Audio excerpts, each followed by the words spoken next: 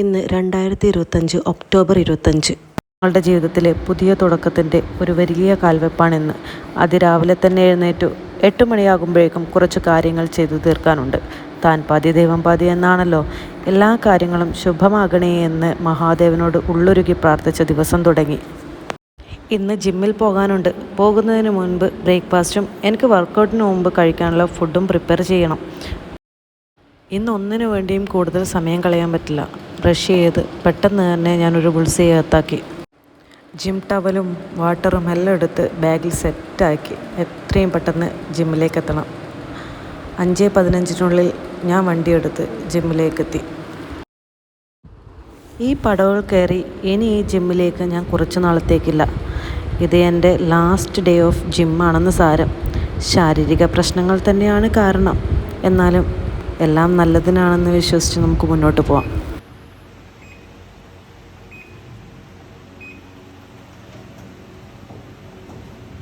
ഇനി കുറച്ച് നേരം വർക്കൗട്ട്. ജിമ്മിൽ നിന്ന് വന്ന ഉടനെ ഫ്രഷായി ബ്രേക്ക്ഫാസ്റ്റും കഴിച്ചു, മോക്കും കൊടുത്തു. 8 മണിയോടെ ഞാൻ റെഡിയായി. എന്താണെന്ന് ഇതുവരെ പറഞ്ഞില്ലല്ലോ. ഞാനും ദിവ്യേച്ചിയും ഇന്നൊരു ബ്രൈഡൽ ഷൂട്ട് നടത്തുന്നുണ്ട്. ഒരാളല്ല, 2 പേര് റെഡിയാക്കി 2 മണിയോടെയെങ്കിലും ചെമ്മണ്ണൂരിലെത്തണം. ന്യൂമി മേക്കപ്പ് സ്റ്റുഡിയോൻ്റെ ഒരു ചെറിയ പരസ്യമാണെന്ന് സാരം. മോളുടെ ബാഗ് പാക്കിങ് കഴിഞ്ഞ് മോളെ പെട്ടെന്ന് തന്നെ അവളുടെ ആൻറ്റിയുടെ അടുത്തേക്ക് വിട്ടു. സാറ്റർഡേ ആയതുകൊണ്ട് ഇന്ന് കളർ ഡ്രസ്സിലാണ് യാമിയുടെ സ്കൂൾ യാത്ര.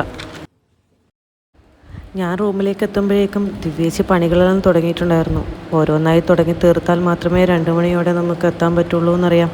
കുക്കു എത്തിയതേ ഉള്ളൂ. മഹിയെ വെയിറ്റിംഗ് ആണ്. ഞങ്ങളുടെ പണിയായുധത്തിലേക്ക് നോക്കി ഒരു പ്രാർത്ഥന നടത്തി ഞങ്ങൾ തുടങ്ങി. മഹി വരുമ്പോഴേക്കും കുക്കുവിൻ്റെ ഹെയറൊക്കെ സെറ്റ് ചെയ്യണമെന്ന് കരുതി. എന്നാൽ അതായി തുടക്കം. അങ്ങനെ 1 by 1 ഞങ്ങൾ ഞങ്ങളുടെ ഓരോ ജോലികളും ചെയ്തു തീർക്കാൻ തുടങ്ങി. 2 പേരായതുകൊണ്ട് നല്ല സമയം വേണമായിരുന്നു. എന്നാലും അധികം വൈകാതെ ഞങ്ങളെല്ലാ ജോലികളും ചെയ്തു തീർത്തു. അങ്ങനെ 3-3:30 ഞങ്ങളെല്ലാ വർക്കുകളും ചെയ്തു തീർത്തു. ഇനി നേരെ ചെമ്മണ്ണൂരിലേക്ക്. ജ്വല്ലറിയിലെത്തിയ ഉടനെ ജ്വല്ലേഴ്സൊക്കെ സെറ്റ് ചെയ്തു. ഫോട്ടോഗ്രാഫേഴ്സ് വന്നു. ഫോട്ടോഷൂട്ട് തുടങ്ങി. അങ്ങനെ സമയം അങ്ങ് പോയി. പിന്നീട് ആലോചിച്ച് ഔട്ട്ഡോർ ഷൂട്ടുണ്ട്. അവിടെ ലേറ്റ് പോയാൽ പിന്നെ ഫോട്ടോ കിട്ടുന്നത് ഭയങ്കര ബുദ്ധിമുട്ടായിരിക്കും. അങ്ങനെ ഞങ്ങൾ നേരെ പുറത്തേക്ക് പോയി. ഔട്ട്ഡോർ ഷൂട്ട് കുറച്ചധികം നേരം നീണ്ടു നിന്നു. ഫോട്ടോസും വീഡിയോസും ഒരുപാടെടുത്തു. അങ്ങനെ നല്ലൊരു ദിവസം ഞങ്ങൾ സന്തോഷത്തോടെ അവസാനിപ്പിച്ചു.